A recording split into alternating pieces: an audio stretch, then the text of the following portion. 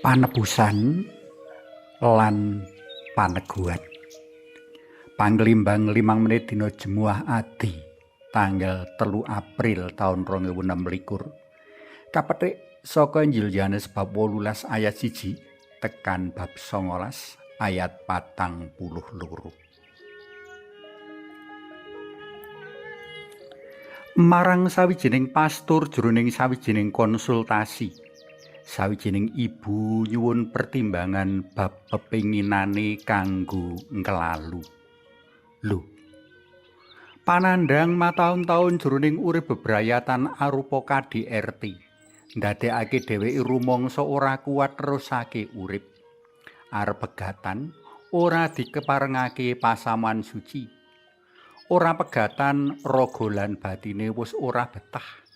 Kesel lan kesel. Mangsa sakdawane urip amung kaya mengkene terus panggugat batine. Nadyan jarene urip bebrayatan reroyongan ngudi katentreman, nanging swasana iku ora maujud. Bojone kang sawijining pimpinan perusahaan kasuwur kang saktemene uga pangrasuk keyakinan Katolik sajake ngidap lara psikopat. Ora ana sifat welas asih setitik-titik maujud ana tumindak tresnani anak lan bojo. Ben wulan uga ora ana sing jenenge duit blonjo. Nangsipe anak-anake dadi siji-sijine pertimbangan kanggo tetep bertahan. Nanging bareng saiki anak-anake wis padha kuliah, panggugat mau tansah luwih sura dumeling ing ati.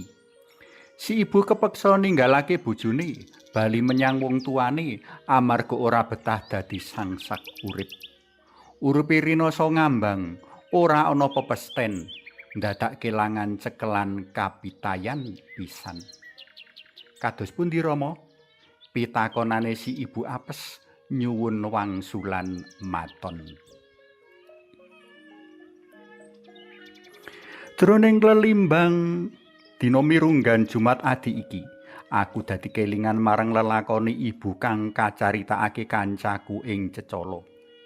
Ibu kang kabutan sangganing urip bebrayatan marga ora antuk bojo kang tepak. Ibu kang kelangan pangarep-arep wit seprana-seprene ora nemokake dalan padhang. Sajak ibu iki kapusaning bleger, polatan lan sikap manis lame sisiane.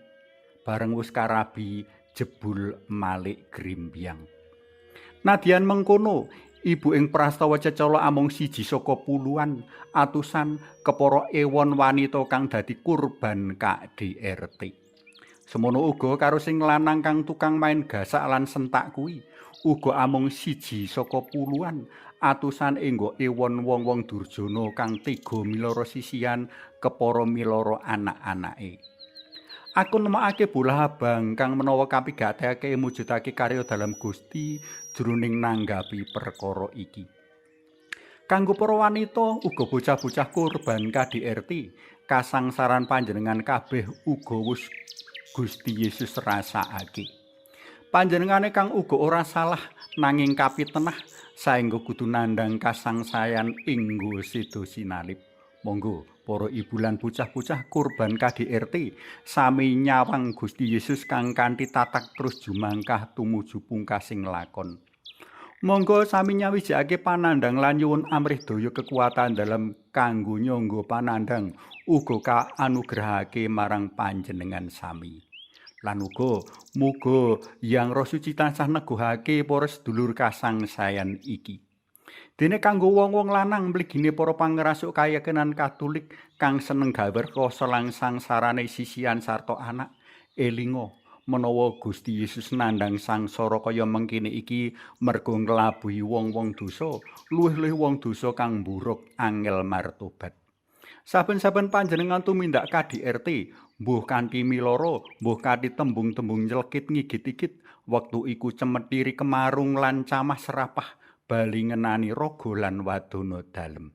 Elinga, rikala ati panjenengan ora kadudu dening kasangsahan dalam Gusti, sangsara langgeng bakal nunggu panjenengan kabeh ing ngarep kono.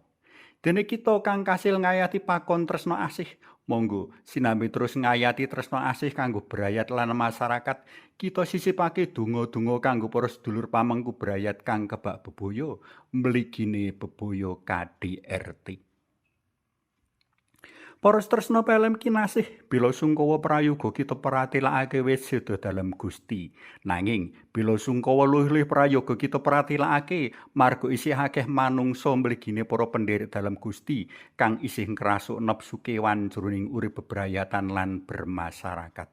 Monggo kita nyuwun amrih petenging urip brayat marga maneka perkara mligine marga kasus KDRT kabirat wit Gusti kurban kaslametan dalem Gusti. Suwawi sami munjuk. Konyung asma dalem yang Rama yang Putra Tuwin yang Roh Suci. Amin. Mugi linurna yang Rama yang Putra Tuwin yang Roh Suci kados mula buka sakmenika sarta sak lami-laminipun. Amin. Konyung asma dalem yang Rama yang Putra Tuwin yang Roh Suci. Amin.